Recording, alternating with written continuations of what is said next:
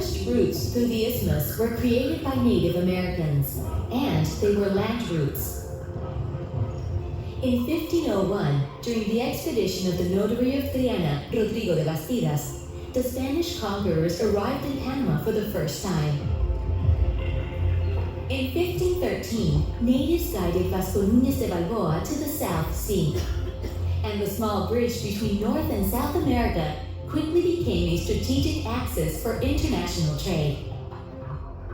The first city of the American continent was founded on the Pacific Ocean of Panama. The idea of excavating a maritime channel to join the two oceans goes back to the 15th century.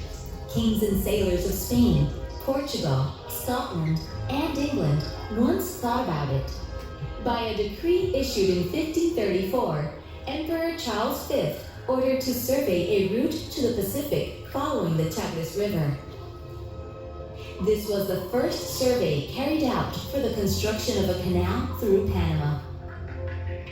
However, the canal had to wait. Construction of the Trans-Isthmian Railroad began in 1850. The gold rush in California further increased the movement of settlers to the west, using the Panama route. In 1855, the railway was ready. 75 kilometers of tracks from Bologna on the Atlantic coast to Panama in the Pacific. Finally, in 1880, France undertook the construction of a sea-level canal in Panama. Ferdinand de Lesseps, the legendary builder of the Suez Canal, was in charge of the works. After 20 years of work and of struggling with an inhospitable climate, an unconquerable jungle, diseases, and financial problems, the French abandoned the Titanic mission to unite the North and South Seas. Soon after, the United States bought the French Canal Company of Panama its rights and properties for $40 million. And in 1904, works were resumed.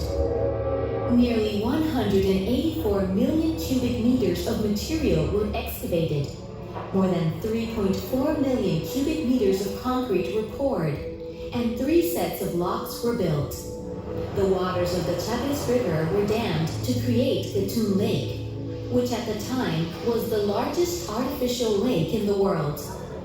There were more than 45,000 workers, men and women, mostly from the West Indies. And on August 15, 1914, the Panama Canal was inaugurated. The work cost the United States government approximately $375 million, including the $10 million paid to Panama and the $40 million paid to the French company. The Panama Canal was the most expensive construction project in the history of the United States at the time. From 1914 and for 85 years, the United States operated and administrated the Panama Canal. The United States also exercised government control over the adjacent areas of the waterway. On December 31st, 1999, and in compliance with the Torrijos-Carter treaties, the Panama Canal was transferred to Panama.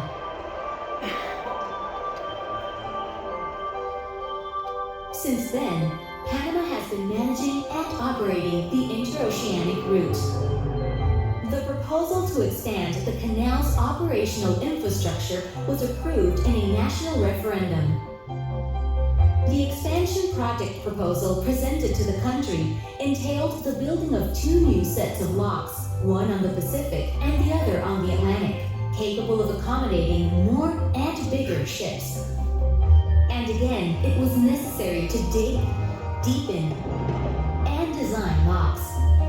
More than 150 million cubic meters of material were excavated and dredged. 192,000 tons of steel were required, more than 4.5 million cubic meters of concrete for the construction of the new locks, and more than 40,000 workers. The new traffic lane along the canal was inaugurated on June 26, 2016. It has 2 new sets of locks, each with 3 levels. Agua Clara on the Atlantic and Cocoli on the Pacific. The new locks have a modern system of rolling gates and 3 water shading basins for each level. The expansion doubles the canal's capacity, and it has a direct impact on economies of scale and international maritime trade. Container ships are the main users of the new locks, followed by liquefied petroleum gas (LPG) carriers and liquefied natural gas (LNG) carriers. Other segments such as bulk carriers, tankers, car carriers, and passenger ships also transit through the new locks.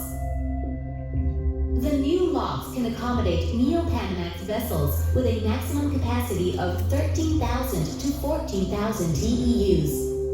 Throughout the years, for over 100 years, the Panama Canal has favorably impacted Panama's economy and of many other countries and regions of the world. However, the construction of this huge work, which further increases the economic and commercial advantages for Panama and the world, has also left, from its beginnings, significant contributions to scientific knowledge. Important geological findings were made during the canal expansion works that have changed what is known and taught. Until very recently, it was believed that the Isthmus of Panama had emerged from the sea 3.5 million years ago. But some findings made during expansion works excavations revealed something else. The connection of North and South America occurred more than 10 million years ago. Important archaeological and paleontological findings were also made during the expansion works.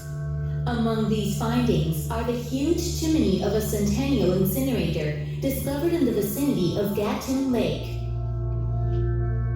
air raid shelters, wagons, bottles from the beginning of the last century, and a dagger, which was a common use weapon between 1590 and 1610.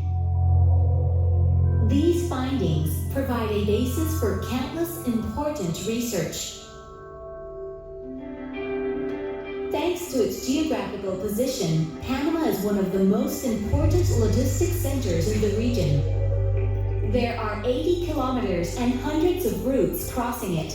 The Panama Canal is connectivity.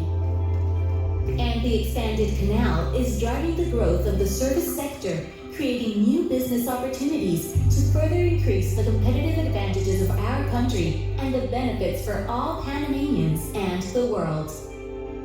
Additionally, the Panama Canal is the green route. The Panama Canal route offers the maritime industry the opportunity to transport greater volumes of cargo using fewer ships. This has a significant effect on the reduction of CO2 emissions by requiring fewer cargo movements as compared to other transportation systems. With the expanded canal, it is estimated that the Panama route will reduce more than 160 million tons of CO2 in the first 10 years of operation. The prints of each of the men and women who built the Panama Canal, as well as of those who with their ingenuity, talent, and will are still building it, are kept in its waters, in its stones, and in its memory. The Panama Canal is the proof that dreams are possible when there are many fighting to make dreams come true.